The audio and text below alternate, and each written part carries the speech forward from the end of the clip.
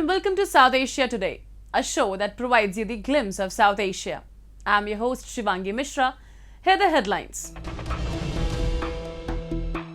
Scope and scale of opportunities to rise for youth with holistic makeover of PG College in India's Rajouri district. Amidst deteriorating crisis, IMF provides relief to Colombo. And Kelucharan Mohapatra Award Festival organizes in India's Bhubaneswar city. Let's begin the show with Afghanistan, where the Taliban took over the country nearly a year ago, and the situation is continuously deteriorating for women as the hardliners are pushing them back in time. The Taliban are constantly imposing several restrictions on women's rights, including banning girls from high schools. Establishing a Stone Age regime with barbaric laws, they are reversing decades of women's achievements. We have a report. The Taliban takeover of Afghanistan nearly a year ago has reshaped society, most of all for Afghan women and girls. New laws restrict their movement, education, and dictate what they can wear. In the most recent occurrence, the all-male interim administration in eastern Afghanistan's Bakhtia province closed middle and high schools for girls that had momentarily opened following a decision by tribal elders and regional educational administrators. Following the decision, dozens of Afghan girls protested in the streets against the Taliban's rule. Over the past 12 months, human rights violations against women and girls have mounted steadily in Afghanistan. Despite initial promises that women would be allowed to exercise their rights within Sharia law, including the right to work and to study, the Taliban has systematically excluded women and girls from public life. Recently, at United Nations Human Rights Council, Afghan journalist Mehbooba Siraj made an impassioned plea for solid international action to address the gender apartheid in their country since the Taliban swept to power last year. Because you see what really scares me? I walk in the streets of Kabul. A Talib comes and looks at me, but that Talib does not see me. I don't exist in front of him. Not me. All of us, the women of that country, we don't exist. He just looks at us and then that's it. We are erased. Do you know what that feeling is? To be erased? I'm erased. And I don't know what else to do. This is the last hope, and this is the last time I'm going to come somewhere and talk about this to the world. Because I'm sick and tired of doing it, and I'm not going to do it anymore. How many times am I supposed to yell and scream and say, world, pay attention to us, we are dying? Taliban overthrew the elected government of Afghanistan last August, established a Stone Age regime with barbaric laws, and reversed centuries of women's achievement. They imposed a primitive government with brutal rules and undid centuries of progress for women. The hardliners denied millions of women the opportunity to receive an education, ousted tens of thousands of women from their positions in the government, and outlawed their enterprises and any sort of activism. An estimated 3 million secondary school girls are shut out of school for more than a year now. Today, they have plunged Afghan women into the dark ages again, and women in the country have even lost the right to life. In March, the Taliban went back on the promise to allow girls to attend high schools, claiming that they would remain closed until a plan was developed that would allow them to reopen in conformity with Islamic law. Afghan women have also been banned from traveling alone and can only visit public gardens and parks in the capital on days separate from men. In May this year, the country's supreme leader and chief of the Taliban, Haibatullah Akhundzada, even ordered women to fully cover themselves in public, including their faces, ideally with an all-encompassing burqa. At first, a few Afghan ladies protested modestly by pushing back against the limits. However, the Taliban quickly apprehended the ringleaders, incarcerated them without charge, and kept them under house arrest. As of August 15th of 2021, in a matter of 24 hours, I saw a democracy that the world worked on for the past 20 years disappear in front of my eyes in 24 hours. It was like it never existed before. That's how the democracy was fundamental in Afghanistan. There is a saying in my language that says to the world, don't kill me and don't cry for me. That's what the world is doing to us. They're killing us and then they're crying for us. What is this? I cannot tell you how sick and tired of this I am. I am seeing my country today falling into such a depth of despair. Get a hold of yourselves and let's do something about Afghanistan. It's not going to work this way. As far as, bringing that independent monitoring mechanism, I think it's about time to do that. Because you see, what really scares me is that the social media, it's an animal that is feeding itself. So all of these reports are being fed to social media. God only knows what kind of atrocities are disappearing. God only knows what kind of atrocities are not being reported. God only knows. And I want that to be reported because this is not right. World, this is not right. Please. Please, you've got to do something about it. A century ago, the women of Afghanistan were free. They enjoyed the right to education, right to political participation, and the right to movement. Even in the 1970s, in Kabul's universities, women made up more than 60% of students, and they were equally represented in several public institutions. Under the Taliban rule, the rights of women and girls have worsened. Additionally, Afghanistan is in the midst of a severe humanitarian and economic catastrophe. Where previously there was hope with women having a key role in society, there is now starvation, destitution and violence. It is so difficult to imagine how much has changed for so many in such a short period of time. Afghan women are repeatedly urging the international community to step in and support the women in the war-torn country. The Jammu and Kashmir administration is taking a number of initiatives to improve educational facilities in the Union Territory. Moving on the same lines, various infrastructural developments along with other programs have been introduced at Post-Graduation College in Rajouri, which is providing the best facilities to the students. Have a look. Students of Rajouri district in Jammu and Kashmir are now waking up with a new ray of hope as education facilities are constantly becoming better in the region. All thanks to the authorities who have introduced new courses and infrastructural advancements at PG College, Rajouri. These developments are a major upgradation in the college, which has indeed encouraged more students to pursue higher education and degree courses. A number of skill development classes, short and long-term courses, debates, symposiums including 2 international conferences are organized in the college for students to interact with various experts from different fields and grow in their respective fields. हमारा college जो है इस वक्त हर sphere के अंदर अपनी excellence को show कर रहा है। एकेडमिया जो हमारे कॉलेज का है, जैसे आपने कहा है कि यहाँ के जो पास आउट बच्चे हैं वो इस वक्त बड़े दूर दूर पहुँचे हुए हैं। यहाँ जैसे प्रिंसिपल साहब ने कहा कि यहाँ के बच्चों ने IAS, KS, और मैं आपको एक और बात बताता चलूँ कि यहाँ की 90% जो हमारे एसोसिएट प्रोफेसर हैं, प्रोफेसर्स हैं, इवन प्रिंसिपल्स, वो इसी कॉलेज का प्रोडक्ट है। हमारे जो रजौरी ये PG कॉलेज है बहुत ही अच्छी और गुड फैसिलिटीज़ के साथ अवेलेबल है यहाँ पे।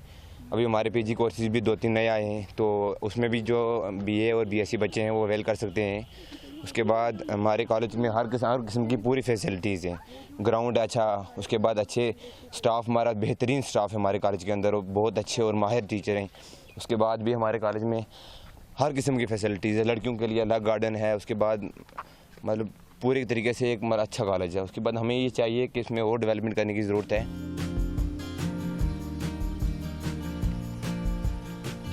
The infrastructural development in the college premises include the construction of a 4-story building where science lectures will be organized for students.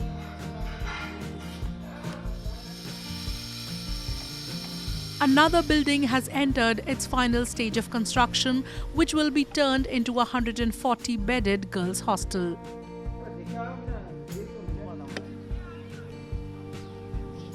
Free accommodations will be provided to girls, which will encourage more girl students, even from far-off places, to come and study.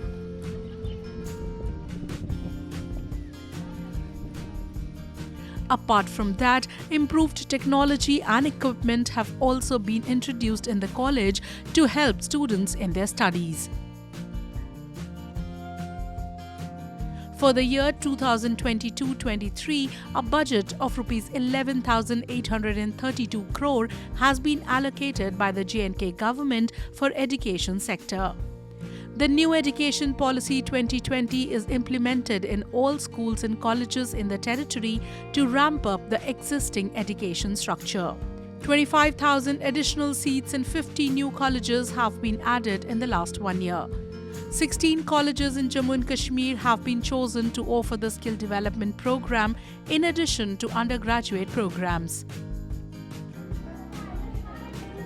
It is through the continuous steps taken by the authorities in Jammu and Kashmir to transform the education system in the territory that youngsters of the territory are building a solid foundation for their future and are progressing in the direction of their dreams.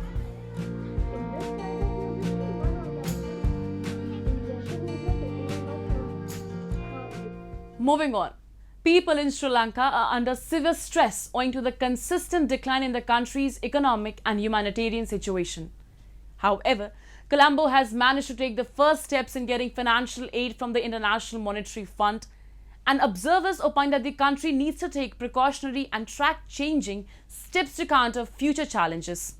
We have this report. With hands clasped together, Irangani is praying before a small figurine of Buddha in the capital city of Sri Lanka. She is praying that God provides mercy to her family. In the crisis-hit island nation, Irangani works as a road sweeper, earning an income so meager it cannot meet her and her family's needs. Amidst the political and economic crisis in Sri Lanka, Irangani is forced to work at this stage of her life. Early and relaxing retirement is not an option for her. To ensure her family's survival, Irangani works daily, and most of the time on an empty stomach.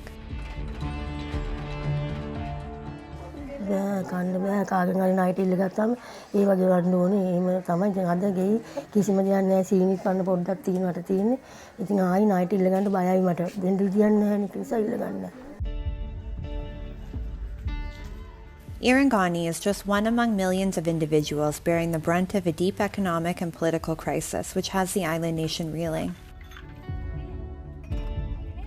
Skyrocketing costs of essential items are making it harder for the Sri Lankan population to survive.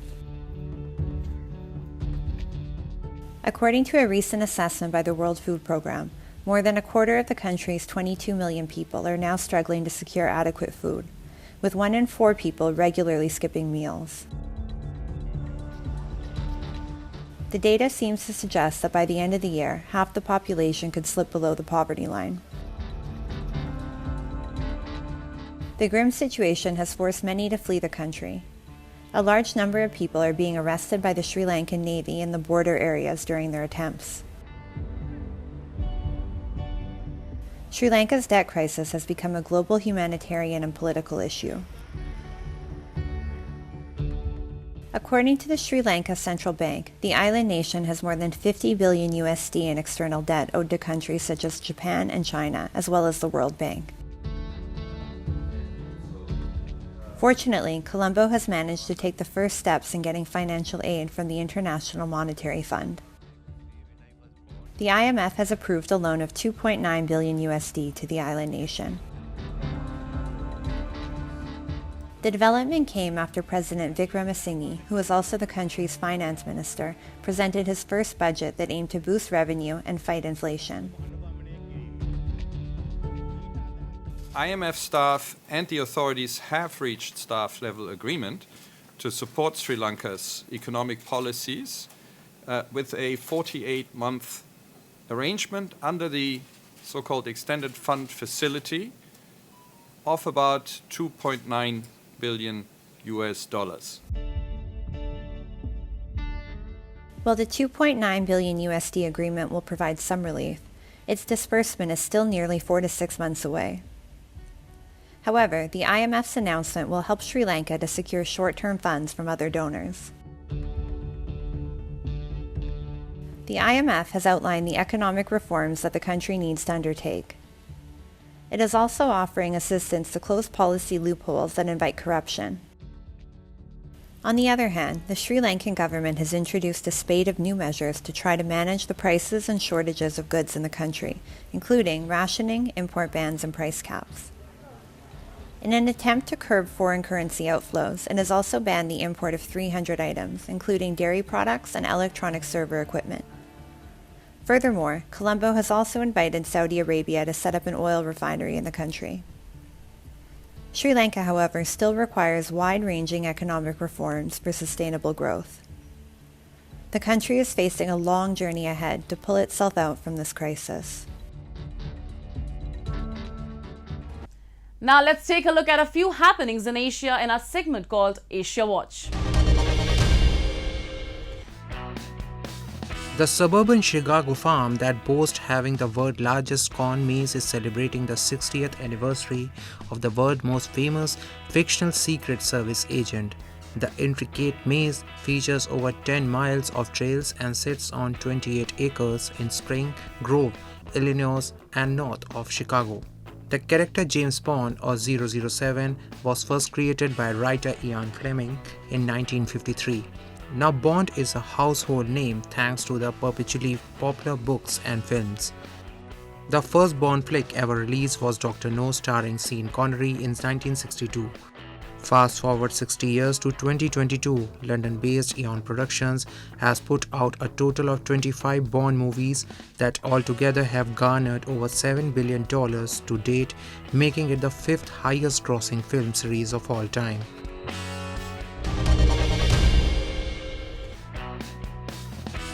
Bidding funeral to a deceased loved one is the most crucial ritual one has to perform in their lifetime.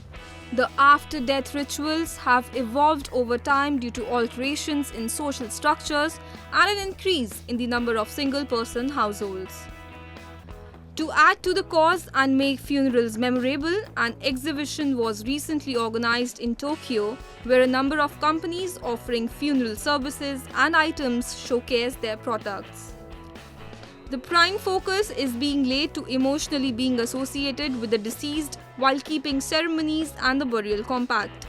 The Arikata project is a venture jointly produced by the Mintera division and Rokomido that offers memorable items and products that can be passed on to the next generation by placing a memento of the deceased and a message in a wooden box.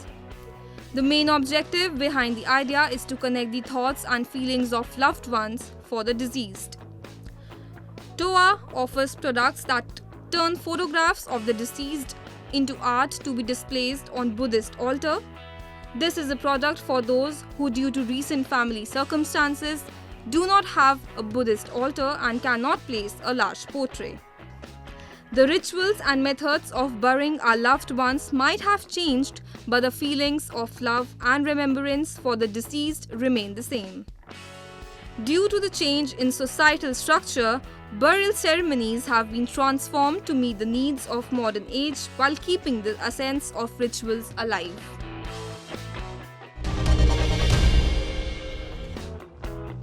Despite temperatures hovering around 40 degrees this week, pilgrims continue to walk through Iraq's capital Baghdad on their way to Karbala for the annual Shahid rituals of Arbaeen. Once in Baghdad, pilgrims still have around 90 kilometers ahead of them to reach Karbala, where Arbaeen will peak on 17 September. Lining the road taken by pilgrims, numerous stands ran by volunteers offer shelter, food and iced drinks. Arbain marks the end of a 40-day mourning period for the grandson of the Prophet Muhammad, Imam Hussain, killed in battle in 680.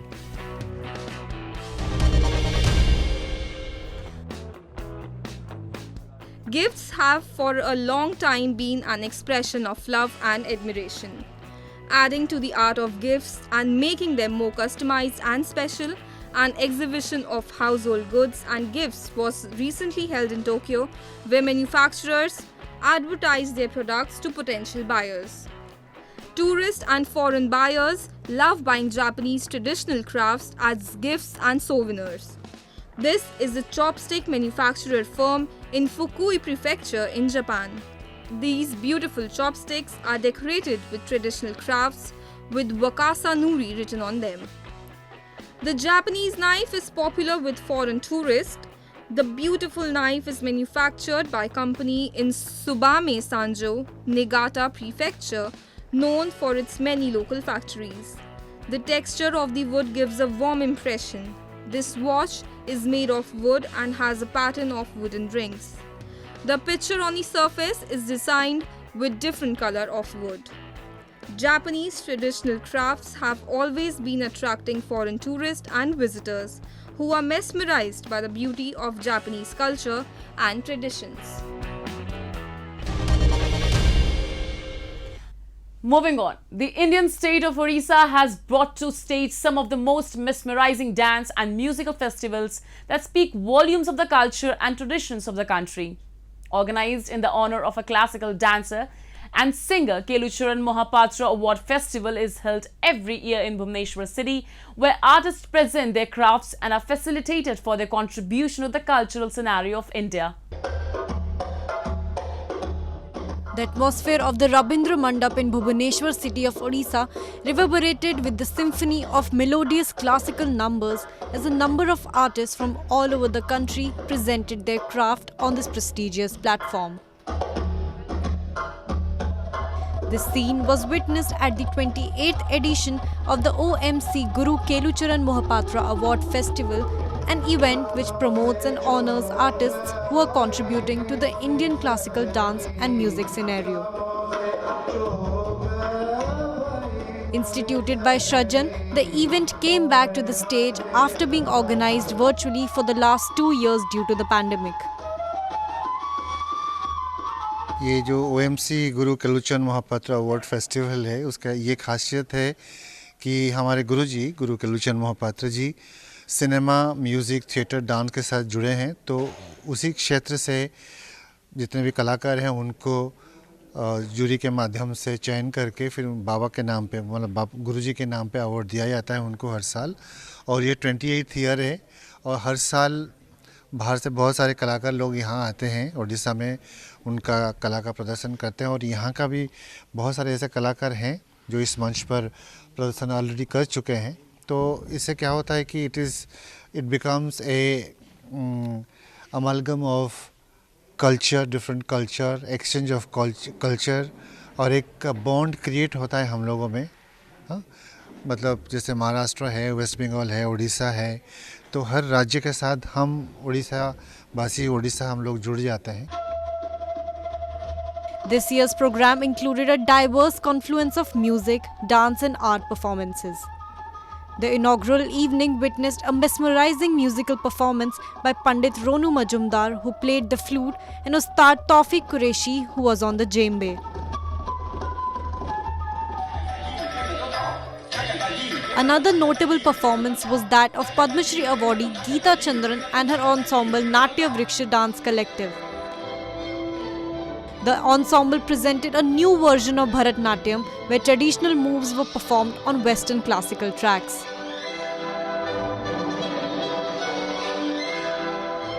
Bharatanatyam की vocabulary को रखते हुए, ऋतु संहार जो कालिदास का है उसका content रखते हुए म्यूज़िक, लेकिन हमने वेस्टर्न क्लासिकल म्यूज़िक यूज़ किया चाइकोव्स्की का। तो इसमें हमने बहुत जगह इसकी प्रस्तुति करी है और बहुत लोगों ने सराहा है। तो हमने कहा ऐसे मंच में उसको करने से कैसा रहेगा, हम भी थोड़े से इसमें थे, लेकिन आपने तो देखा किस तरीके से ऑडियंस को ये बहुत अच्छी लगी। तो मेरे ख्याल से नृत्य जैसी एक पारंपरिक, एक ट्रेडिशनल हमारी जो धरोहर है, ये बहते एक रिवर की तरह है। हम बैंक्स डिफ़ाइन करते हैं, इसकी वोकैबुलरी डिफ़ाइन करते हैं, लेकिन इसका बहाव जो है वो बहते रहना चाहिए। Srishti Swarpa Mishra, a young rising Odissi vocalist, gave a melodious performance that left the audience spellbound. She commenced the recital with the Saraswati Vandana before moving to Raganga Gayan and sang in Rag Mukhari and Ekatali. Her final presentation was a popular Odissi composition, Nahi Ke Kari Dela. Audiences and art lovers were enthralled to witness the wide variety of performances, which were a beautiful portrayal of arts and culture. Guru Kelucharan Music and Dance Festival not only is a platform for artists to present their crafts, but also plays a major contribution in spreading awareness about the culture and heritage of Odisha on various national and international platforms.